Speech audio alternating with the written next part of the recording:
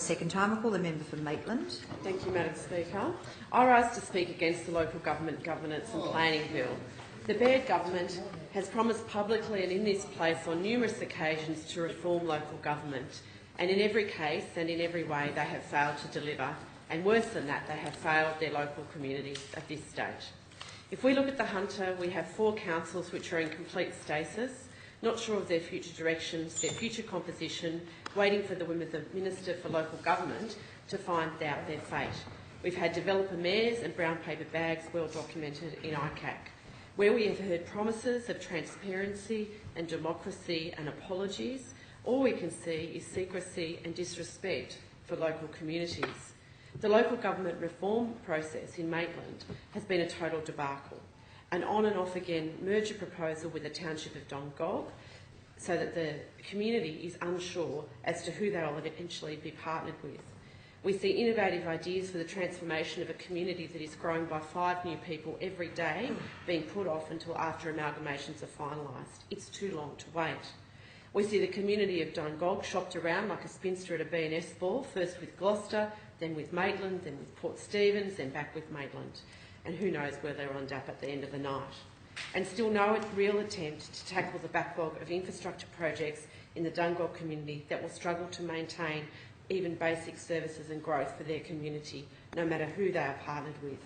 I was recently approached by people in Dungog who told me that they had wished to put forward their views about merger partners to the Minister for Local Government by the member for Upper Hunter, who refused to do so because he was backing the failed Dungog-Gloucester merger. Yet again, a failure in representation and democracy for a local community hurting under this government. And now we have this bill, heralded as the government's attempt to really transform the sector, and we see some amazing attempts to muzzle elected councillors, fail to deal adequately with pecuniary interests, entrench old boys clubs and disenfranchise a whole generation of citizens. Let's look at some of these issues in detail. I move to the important issue of pecuniary interests, clause 30. This proposed section empowers the Minister to approve a councillor, including a developer and real estate agent, who has a pecuniary interest in the matter before the council to vote on the matter without it being misconduct, simply to enable a meeting to retain a quorum.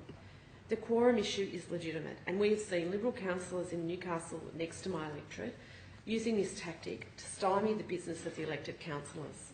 However, Labor's solution to the issue of quorums is not to promote an environment conducive to corruption, as proposed by the government, but rather to ban real estate agents and property developers from running from councils.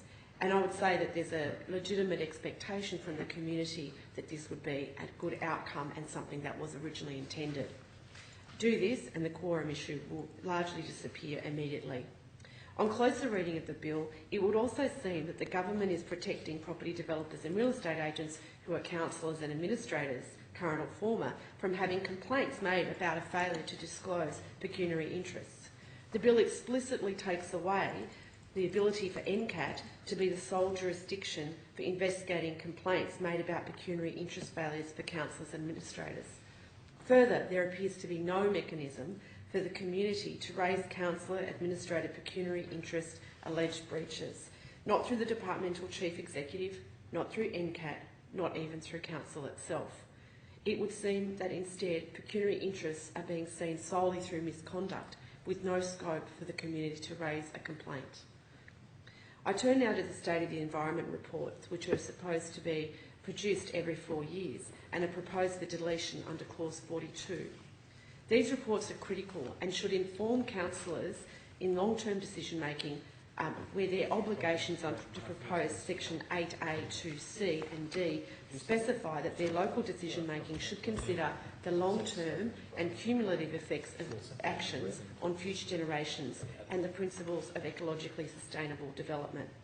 In a community like mine, which is under extreme pressure for development due to the rapidly growing population, combined with a lack of health, education and road infrastructure being built on a floodplain, it is important, no indeed it's vital, that the environmental consequences of all decisions regarding planning and environment are taking the environment into consideration, and this cannot be done without an adequate, informed, regular, comprehensive and thorough environmental report that is done every 4 years at least. We have Clause 7 to entrench mayors elected amongst councillors for 2 years. What's wrong with having popularly elected mayors for the term of councils? That would provide the stability, and it would also provide the community with a say in the people who govern them.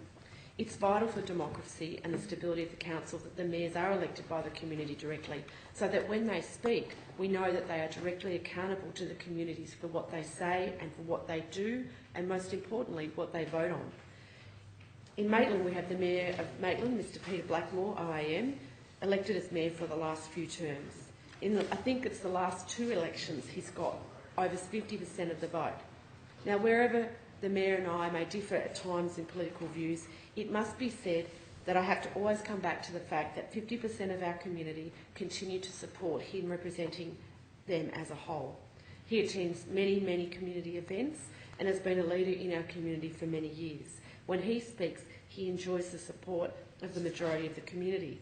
A mayor elected only by councillors cannot be said to speak for the whole community and represents exactly the kind of backroom deals and politicking that our communities abhor and are disgusted by in local councils.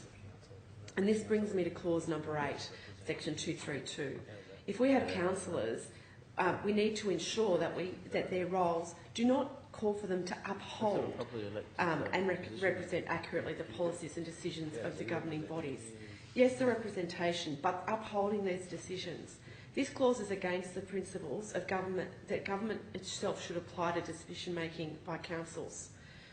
So in that clause it talks about councils in decision-making principles applying to decision-making by councils. It talks about the need for councils to recognise diverse local community needs and interests, to consider social justice principles, to consider the long-term cumulative effects of actions on future generations, to the principles of ecologically sustainable development, and to be transparent and to be accountable for decisions and emissions. How can councillors do this if they are gagged? And let's be very clear that this is just another gag. We have seen this government gag the community sector in their contracts, in providing not-for-profit services in the community sector, and now we see them attempting to gag the elected representatives of our local communities in local government areas. A councillor or a mayor is not a public servant. They are an elected representative of their community, and they may strongly oppose, on any of the grounds that I outlined above, the decision of the majority of the council on behalf of their constituents. To take this right from them to object to those kind of decisions makes them less than citizens in their own local communities. Just as I, in opposition, must scrutinise and check all of the actions of the New South Wales Government, and so do all members in this place, so too must councillors and mayors scrutinise and check all of the actions of their local government councils. And when we find it wanting, when our community raises their concerns, it is not just our right, but it is our responsibility as elected representatives to voice our concerns and to voice the concerns of our constituents. And this right should be extended and entrenched for local councillors. And just as we should not be advocating for councillors to abrogate their responsibilities to advocate for and represent their communities, so too should we not allow them to abrogate their responsibilities to govern for the people. Clauses 21, 23, 24 and 25 expand the roles and powers of general managers, unelected public servants, good that they may be, but unelected, and includes determining the organisational structure of the council. This should be the role of the general manager to advise the mayor and the governing body on the appropriate form of community consultation on the strategic plans, programs and strategies and policies of council and other matters related to the council. Again brings us to this gagging concept. It negates the strong relationships that local councillors have with their local communities and the communication that they have often been engaged with over many, many years. It dictates the appropriate forms of community consultation. As I said, yet another potential gag. The government had an opportunity with this bill to really clean up the excesses of some of the local government debacles that we have seen in recent times. They had the opportunity to clean up our councillors and get rid of developers and real estate agents, and they have failed. And I urge members not to support the bill. Thank you.